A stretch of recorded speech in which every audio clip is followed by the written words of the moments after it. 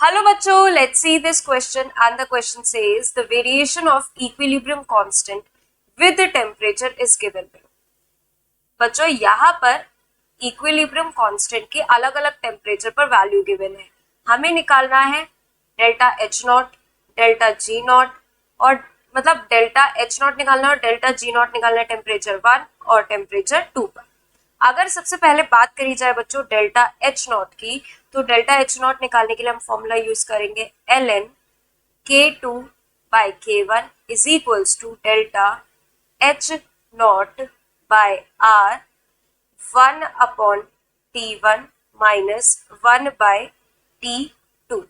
ठीक है बच्चों, k2 बाय k1 की बात करी है यहाँ पे, तो ln की जगह हम लिख सकते हैं 2.303 लॉग k2 की वैल्यू क्या है बच्चों 100, k1 की क्या है 10, डेल्टा एच नॉट यहाँ पे लिख दिया हमने और r क्या है क्वेश्चन में हमें गिवन है 8.314।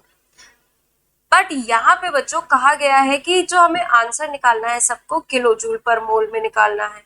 ठीक है, तो इसके लिए क्या करेंगे, हम इसको 10 की पावर -3 से मल्टीप्लाई कर देंगे, क्योंकि अभी ये जूल पर केल्विन पर मोल में और 10 की पावर -3 से मल्टीप्लाई करेंगे तो ये किलो जूल के टर्म्स में आ जाएगा। 1 अपॉन T1, T1 क्या है बच्चों 25 डिग्री सेल्सियस यानी कि 298 केल्विन और T2 क्या हो जाएगा बच्चों 373 केल्विन।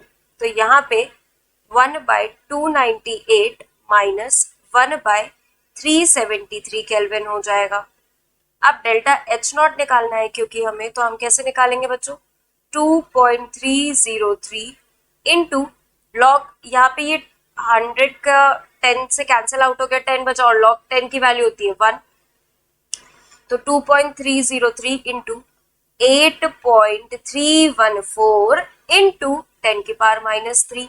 अब यहाँ पर देखिए ये क्या, इसको हम कैसे लिख सकते हैं, इसको हम इस तरीके से लिख सकते हैं, एलसीएम अगर लेते हैं T1 T2 का तो ये क्या आएगा T2 माइनस T1, कुछ इस तरीके से आएगा।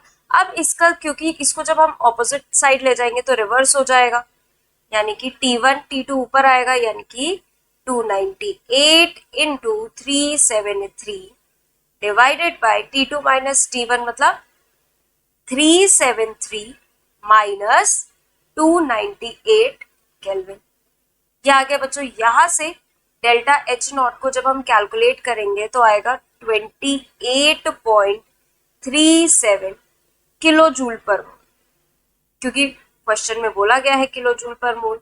अब हमें ये देखना है कि डेल्टा एच नॉट की वैल्यू, क्योंकि रिस्पेक्टिवली बोला तो मतलब जो सबसे पहली वैल्यू होगी वो डेल्टा एच नॉट की होगी, तो 28.4 कहाँ आ रहा है, तो वो आ रहा है एक तो ऑप्शन नंबर 1 में और ऑप्शन नंबर 3 में, तो 2 और 4 तो वैसे ही कैंसिल आउट हो गए।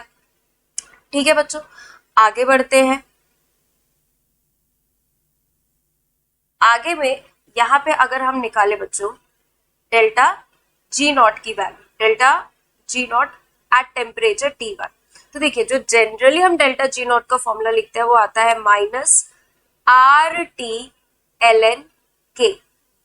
ठीक है, डेल्टा जी नॉट को in terms of equilibrium constant लिखते हैं, तो डेल्टा जी नॉट 1 जब निकालेंगे तो R की वैल्यू हम क्या रखेंगे 8.314 इंटू 10 की पावर -3, क्योंकि हमें किस में निकालना है बच्चों किलो जूल पर मोल में, इंटू टेम्परेचर क्या है T1 है 298 केल्विन और ln कितना है ln 10।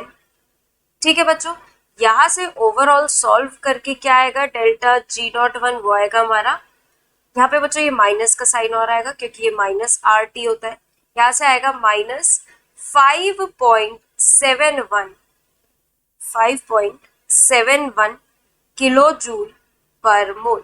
एक्चुअल में बच्चों यहाँ पे 5704 करके आंसर आ रहा था, 4 point something 42 point something, but क्योंकि हमें किलो जूल में रखना था तो हम हमारा आंसर यही होगा, इसलिए हमने पहले ही 10 की पावर -3 से मल्टीप्लाई कर दिया था ताकि हमारा आंसर ही किलो जूल में आए। ठीक है बच्चों, आगे बढ़ते हैं डेल्टा जी नॉट 2 की तरफ। तो यहाँ पे आएगा माइनस आर की value 8.314 into 10⁻³ into 373 into ln 100। यहां से हमारा आंसर क्या निकल कर आएगा बच्चों? यहां से हमारा आंसर निकल के आएगा -14.29 के अप्रोक्स किलो जूल पर मोल में।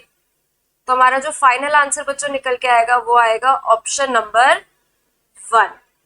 I hope all of you understood very well. Thank you and best of luck.